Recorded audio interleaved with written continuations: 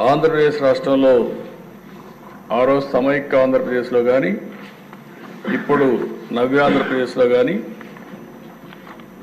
మరే ఏ నేతకు దక్కని గౌరవం నాకు దక్కింది.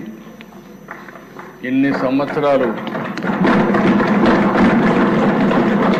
సమైక్య ఆంధ్రప్రదేశ్లో 9 సంవత్సరాలు అందరికంటే ఎక్కువ ముఖ్యమంత్రిగా ఉండే అవకాశం వచ్చింది.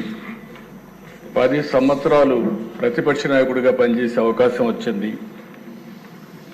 అదే మరి ఇక్కడ ఒకసారి రెండోసారి ముఖ్యమంత్రిగా ఒకసారి ప్రతిపక్షంలో పనిచేసే అవకాశం ప్రజలు ఇచ్చారు.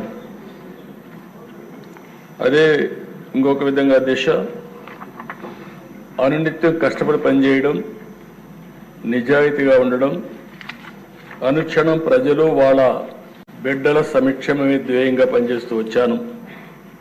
అందుకే 4 దశాబ్దాలుగా ప్రజలు